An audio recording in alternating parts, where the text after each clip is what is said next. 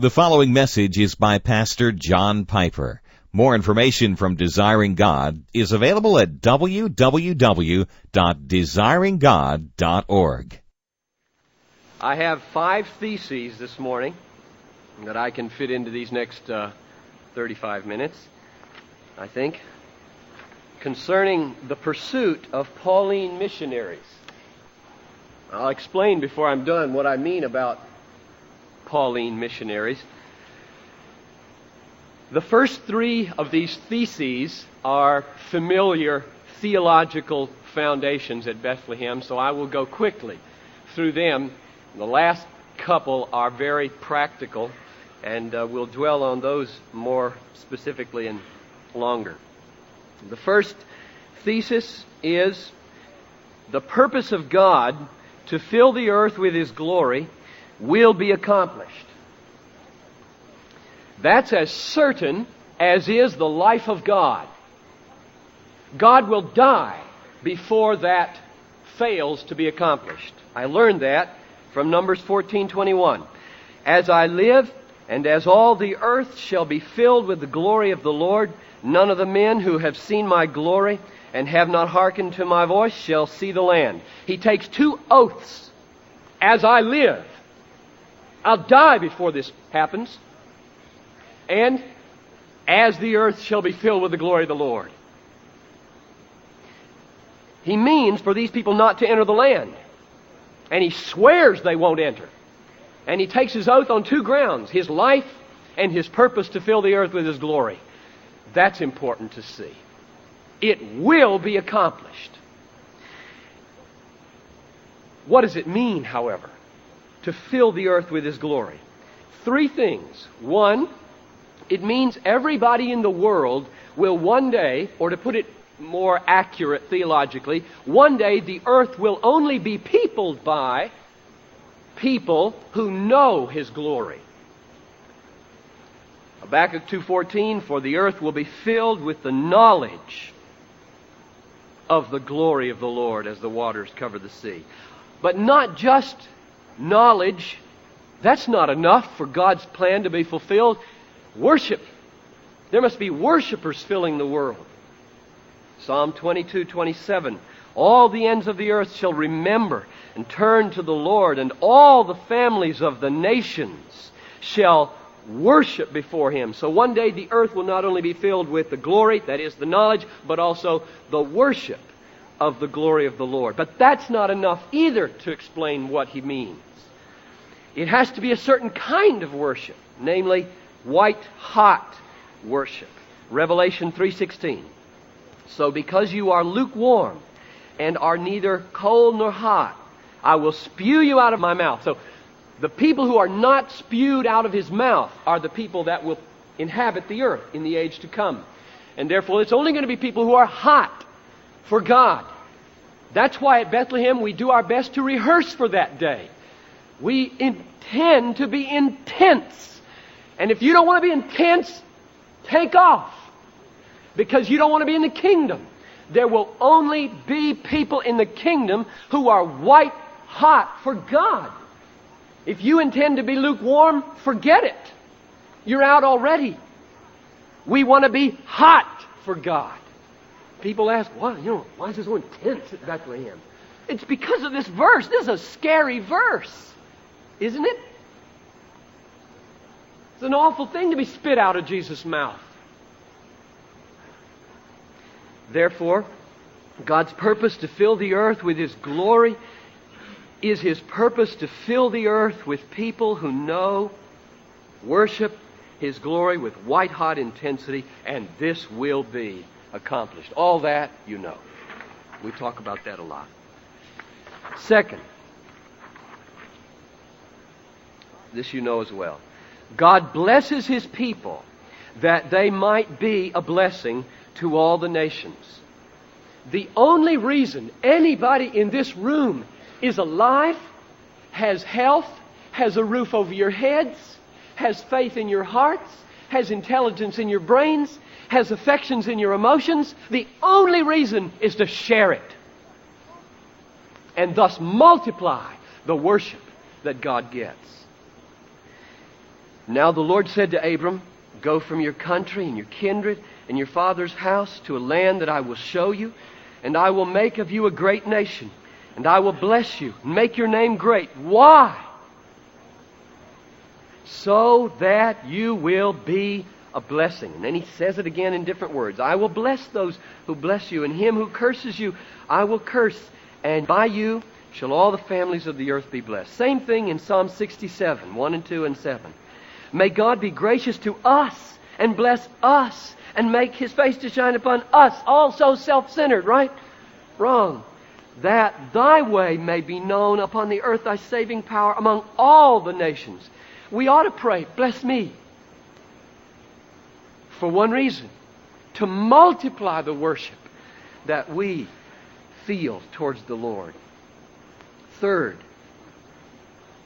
through His people, God intends to gather a worshiping multitude from all the peoples of the earth. Now, the word to underline in this thesis is peoples. Because what I want to do is just share with you what most of you already know and what I took 35 years to learn. Namely, that in the Great Commission, when it says, go and make disciples of all the nations, it does not mean political nations like we know them today, the 220-odd political states that exist in the world today.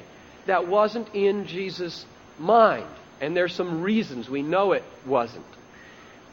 For example, back to that text in Genesis 12:3, by you shall all the families of the earth be blessed. And if you take that Hebrew word, mishpahot, families, and just open your concordance, you find it in 10, 5, 18, 20, 31, 32, in the lists of the tribes and families and nations. And then if you come to the end of the Bible and you read in Revelation 7, 9, after this I looked, and behold, a great multitude which no man could number, from every nation, tribes, peoples, tongues, standing before the throne and before the Lamb, clothed in white robes. Well, you immediately realize that the purpose of God to expand His kingdom through the earth is not completed when a foothold for the gospel has been obtained in every political nation. It's not over yet. Because, you see, these words, nation, tribes, peoples, tongues, nobody quite knows what those are exactly.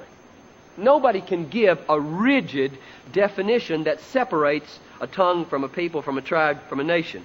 But we don't need that kind of a definition either to know what He's up to, do we? He means all the little cultural groups out there that are characterized by languages. That would be a clear one here from tongues. And so there are 4,000 or 5,000 of those left to be reached. And then tribes and families. And that doesn't mean Noel and me and Carson, Abraham, Benjamin, and Barnabas. That means clans, probably, in that culture of a fairly extended family of several hundred people or so. Any place in the world where there's a cluster of people cut off from the gospel and having some kind of unifying factor, God means for that people to be reached and penetrated and discipled. So this third point is, through His people, God intends to gather a worshiping multitude from all the peoples of the earth. Now, that raises the question about how that's going to happen. Number 4, God intends for Pauline missionaries to plant the church in all unreached peoples.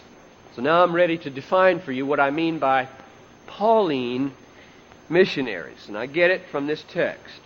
And those of you who were Bethel on Thursday heard me a week ago, heard me preach on this text. This is Paul's statement to the people in Rome about his missionary strategy. From Jerusalem and as far round as Illyricum, I have fully preached. Now that literally in the Greek is, I have fulfilled the gospel of Christ, thus making it my ambition to preach the gospel not where Christ has already been named, lest I build on another man's foundation. But now, since I no longer have any room for work in these regions," that's where the Regions Beyond Missionary Union gets its name. No longer any room for work in these regions, "and since I have longed for many years to come to you, I hope to see you in passing as I go to Spain." Now, what is a Pauline missionary? A Pauline missionary is a person who can make an extraordinarily brash statement about the world in which he has been serving for 20 years. I assume Paul was converted around 35 AD, give or take a year, and that he wrote this letter in 55 AD. 20 years he's been ministering, and you all know this is the Mediterranean world, believe it or not. And little healed Italy over here. There's Jerusalem. Got it? Okay. Egypt down here. There's Egypt. Okay, and here's Troas, and here's Ephesus, and here's Athens and Corinth, and here's Illyricum. You talk about Illyricum. From Jerusalem all the way around through Judea, Samaria, Syria, Cilicia, Asia, Macedonia, Achaia, to Illyricum, I am finished. I have no place to work anymore. Only Pauline missionaries can say that. Timothy can't say that. So I'm going to distinguish Pauline missionaries and Timothy missionaries. And my cry is for some Pauline missionaries. And the world is in desperate need of Pauline missionaries who look around and say, I'm getting out of here. There's too many Christians around here. I have no place to work in Minneapolis. 800 churches in Minneapolis and fewer than 800 missionaries to 1.9 billion unreached people. Somebody in this church ought to say, that tradition has to be continued in our day. And yet, we just have so many Timothy missionaries, because Timothy missionaries it's easier to be a Timothy missionary than to be a Pauline missionary, as important as they are. So, God intends for Pauline missionaries to plant the church in all unreached peoples, to continue this tradition. I'm going to Spain. Nobody's ever been to Spain with the gospel. I'm going to go. I just imagine him getting on boats. It says in 2 Corinthians 11 that he was shipwrecked 3 times and spent a day and night in the water. Now, you've got to take a lot of boat rides to get shipwrecked 3 times. So I assume he spent a lot of time traveling from coastal town to coastal town on boats. What do you think he talked to the sailors about? The weather? Paul? You know what he said? He said to every sailor he met, or ship captain, have you ever been to Spain? Or how far west have you ever been? Tell me about it. Did you ever meet any Jews there? Is there a synagogue in a port city in Spain? How long does it take to get there? What's the weather like? What would I have to take? That's what he talked about on the boat. And he said probably, what's beyond Spain? If you go around Spain, what do you... And they said, nobody knows. They probably thought it was the end of the world. Some of you ought to be Pauline missionaries. 5, now we get down to some specific numbers and challenges here. The need is staggering. The task is possible with God. You know where that comes from in Mark 10. It says, it's hard for a rich man to enter the kingdom, and the disciples just kind of stagger back and say, well then who can enter? And Jesus said, with man it is impossible, but not with God. And the task of missions is impossible, but not with God. So let me just give you these figures that I get from this book. The Unfinished Task, edited by John Kyle, and published back in last year or year before, 1984. I got these figures from Ralph Winter in that book. For some of you, this is old hat. For some of you, you need to think real hard now for the next 5 minutes to try to get a handle on this new way of looking at the world. First of all, I have two headings here. 7,000 reached peoples. That word is probably new for some of you. Put an S on the end of people. You don't usually do that. 17,000 unreached peoples.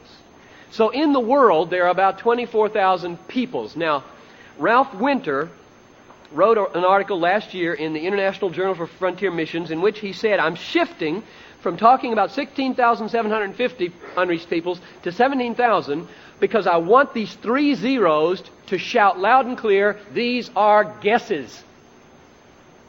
These are estimates.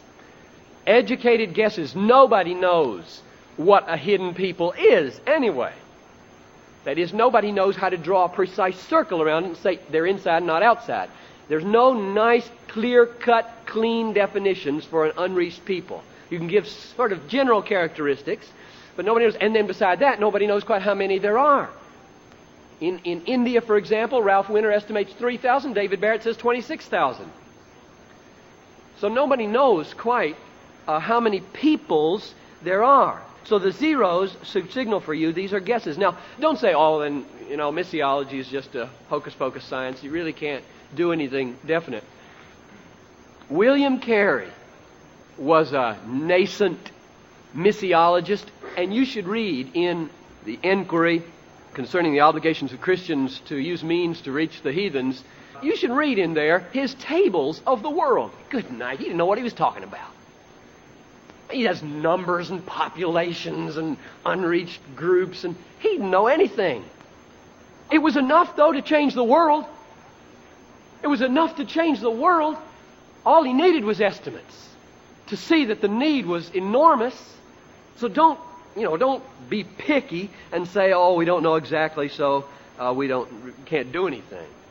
We know enough. 7,000 reached peoples and 17,000 unreached. Now, within these 7,000 reached peoples, there are 1.7 billion non-Christians, even though they're reached. Get that. Reached means the church has been successfully planted. It is alive. It is able to carry on the Timothy-type ministry of winning souls in its own culture. Among the 17,000 unreached peoples, there are 2.5 billion non-Christians. Among these 7,000 reached peoples, there are 245 million true Christians. And among the 17,000 unreached peoples, there are 1 million Christians. So don't let that throw you either. Unreached doesn't mean no sprinkling of Christians. It just means those Christians scattered through those 17,000 groups aren't gathered together into viable, evangelizing churches that can do the work without cross-cultural help. Okay? So don't let that look like a contradiction to you. Then these next figures are simply arrived at by another sort of estimation. You can see what happens between those two numbers. It's divided by 100, right? So 245 million true Christians in the world divided by 100 gives you 2.45 million established congregations. That's just an estimate, figuring that there are about 100 people in each congregation, average around the world. Here there are none of those. That is, none of those viable, ongoing, self-sustaining, evangelizing, indigenous churches. Nevertheless, 73,000, and I should have had Protestant up here. I checked that last night because that number didn't sound quite right to me. It's Protestant missionaries. 73,000 Protestant missionaries serving in these 7,000 reached peoples. 90% Timothy-type missionaries. 8,000 missionaries, Protestants, serving among these 17,000 unreached peoples. 10% Pauline missionaries. And Ralph Winter says, what an imbalance. Not that these people shouldn't be there. Not that the Locklers should come home. Especially after what Noemi just said. But that we should not only think in terms of helping the Brazilian church. And I would hope, and I'm sure they would agree with this, that part of our BGC strategy in Brazil should be to equip and mobilize that church to reach its hidden peoples in Brazil. They're there. They're there in Sao Paulo, I'm sure. Those clusters of people, you don't have to go to a hidden country to find a hidden people. So that's number 5. The need is staggering and the task is possible. Well, now, how is it possible? What can we do? What is our part in completing the task of reaching 17,000 unreached people groups? And let me put in a parenthesis here. I gave this talk to Dana Olson's church in Trinity when he was ordained last June. And the title I gave to it was How My Mind Has Changed. And right at this point, I'll explain to you why I titled it that at the beginning. I grew up thinking only in terms of winning individuals when I thought of the Great Commission. Go and make disciples of all the nations. And I thought, well, it was very frustrating.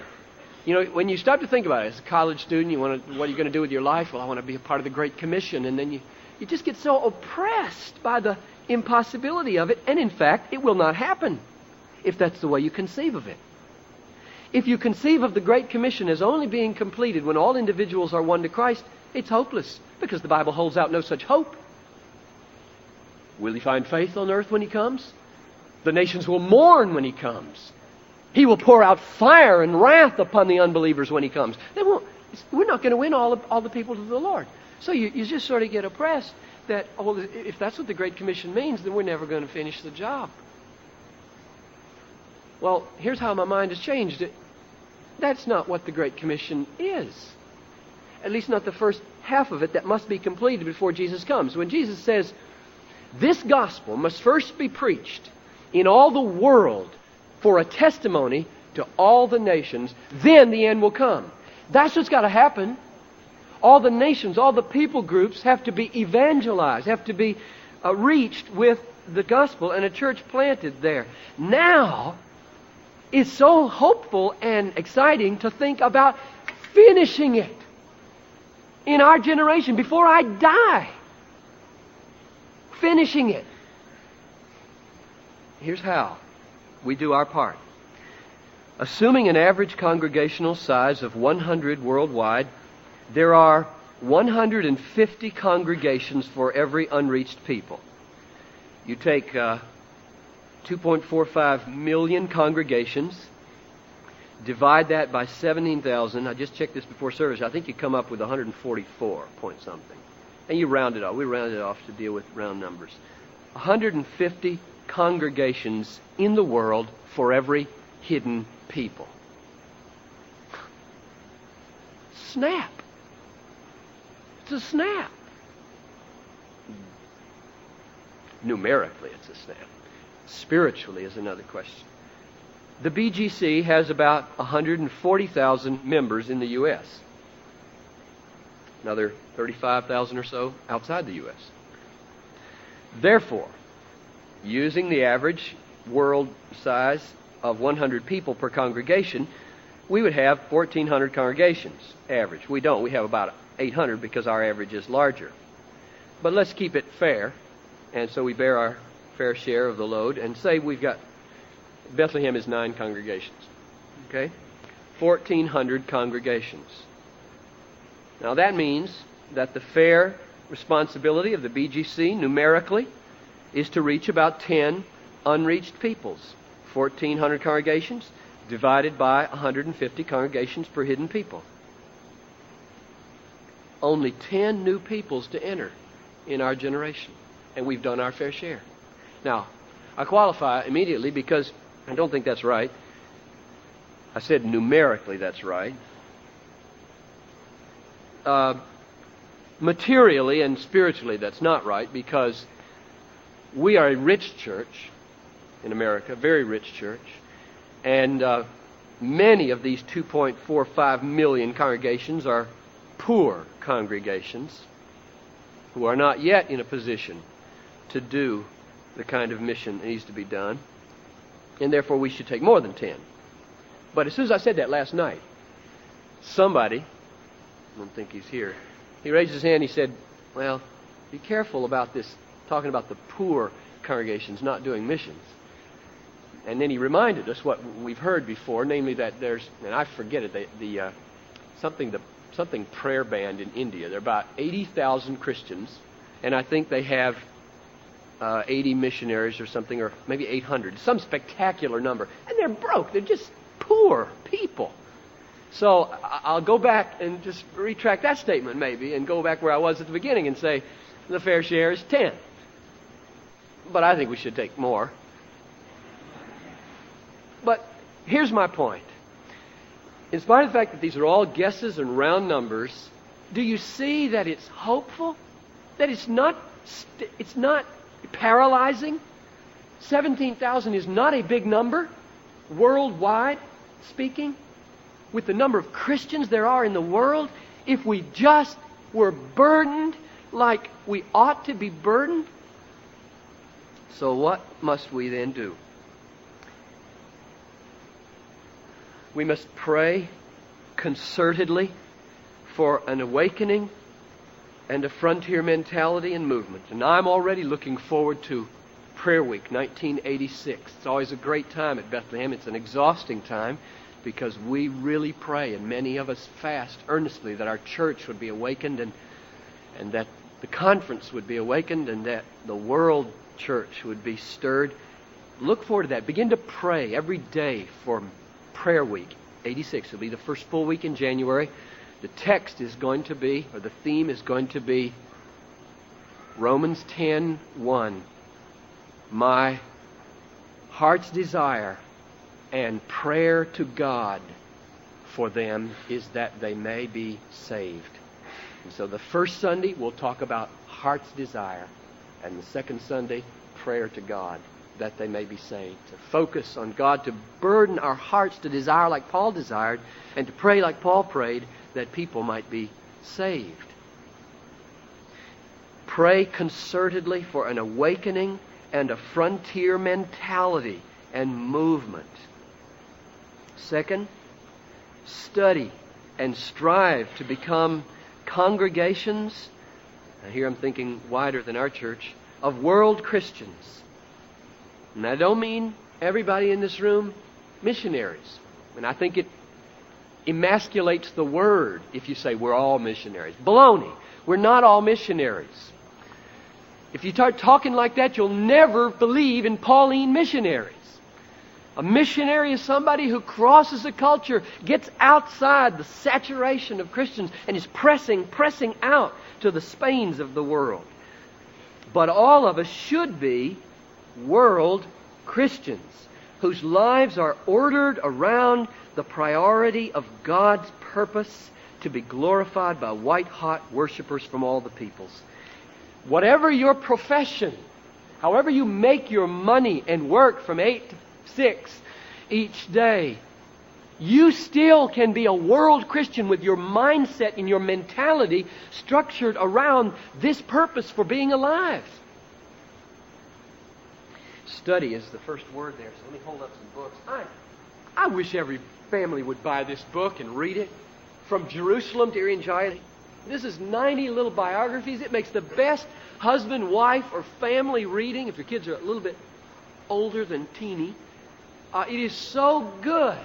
It's just so inspiring to read missionary biography. And this is such a grand collection. Buy this book. And then pray with your spouse and say, shouldn't we be taking 15 minutes, maybe one night or 2 nights or 3 or 4 or 5 nights a week to read together and pray just to see what God might do in our family? Or this be one of the most up-to-date surveys of what's happening in missions, On the Crest of the Wave by Peter Wagner. Just so good and so simply written that you can hardly put it down. And then, if you want to keep up on a regular basis, Pulse, every week it comes, and this week, just what's going on in the world, an all-out effort made to reach 1 million in Manila. So I was able to put our conference efforts in this broader effort of Manila 85. Every month, World Christian Magazine. This has spectacular photography, and it's of the quality of Reader's Digest. No, I didn't mean Reader's Digest. National Geographic. Thank you. What would I have done if you hadn't tittered? I would have been wrong.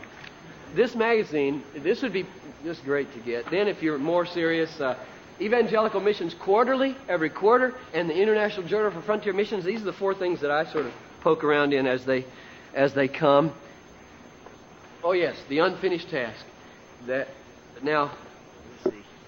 Develop a mission board strategy. I want to quote from this on one of these. Develop a mission board strategy for new fields. I mean by that, our board at Bethlehem and the BGC board, to think new fields. There are couples sitting here now and single people who within the next 5 years are dreaming serious dreams. Faith and David Yeager will be home in October. They're going to be looking for a team to go to Guinea. Guinea's been closed for 20 years under a dictator. It was opened last year. There's only one mission there. At least 9 clear, big tribes, unreached. Faith and David are dreaming. Who's going to go with them in 87? Recruit Pauline missionaries. We need a whole new mentality of how to get missionaries, I think, because we just sit around and wait for them to show up on our doorstep instead of going out to get them. This is a great essay by Elizabeth Elliot in here on the reflections on the death of 5 missionaries. You know who they were, Jim Elliot and the fellows. Ed McCulley had become a very close friend of Jim's at Wheaton, but Jim was endlessly needling him. He would say things like, "Well, brother, how come you're not going to the mission field?" Ed would say, "Well, I don't believe God's called me to the mission field. I'm going to be a politician." In fact, he tells the story how they used to drive down to Chicago. Ed McCulley would be riding on the back of the convertible, and Jim Elliott would be sitting in the front, and they'd stop at a stoplight. Ed McCulley would jump out and run around saying, "Vote for Elliott! Vote for Elliott!" And then jump back in the car. Just the kind of man he was. No politics, just felt like doing it. After Ed graduated, he enrolled in law school and took a job as a night clerk in a hotel in order to spend some of his time studying. Jim visited him there and said, "Brother, why aren't you spending half your time during these long night hours reading the Bible?" So Ed began to do that. In a sense, Jim Elliot called Ed McCulley to be a missionary. Ed ended up in the jungle. Jim was hoping that Ed and he would be sent out together.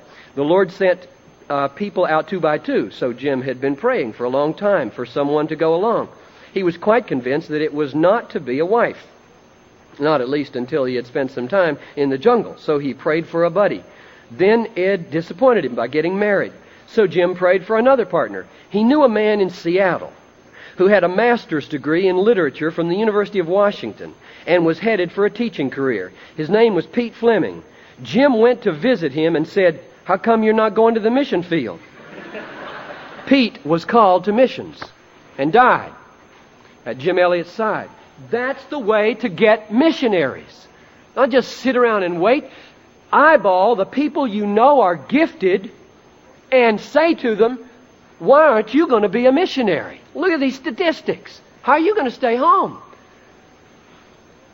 We ought to recruit. Good night. IBM and Control Data and all the biggies around here, what do? Sit and wait for college graduates to kind of show up and apply? They go to all the universities and say, "Show us your best people." And then they screen them. And then they get them. Finally, restructure the funding procedure so that any missionary who is called and qualified and can raise support can go. Well, that's a big one. I think we need to do some big changes in the way the BGC supports missionaries so that if there were 10 young people or couples in this congregation who said, "We'll band together, form the Bethlehem Coalition, and reach all 10 of those without anybody else. We will raise our support. Will the BGC send us?" The BGC ought to say, "We sure will if you're qualified and called." Instead of saying, "Well, you're not in the budget."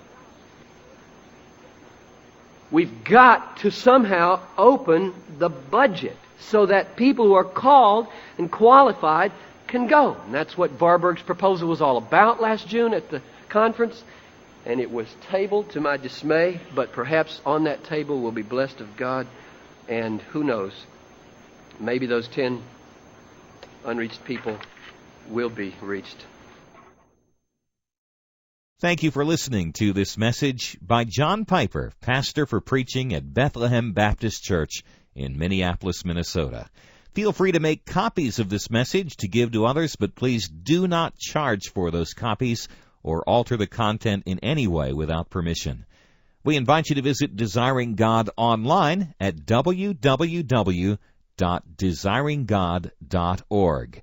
There you'll find hundreds of sermons, articles, radio broadcasts, and much more, all available to you at no charge. Our online store carries all of Pastor John's books, audio, and video resources. You can also stay up to date on what's new at Desiring God. Again, our website is www.desiringgod.org. Or call us toll-free at 1-888-346-4700. Our mailing address is Desiring God, 2601 East Franklin Avenue, Minneapolis, Minnesota, 55406. Desiring God exists to help you make God your treasure, because God is most glorified in us when we are most satisfied in Him.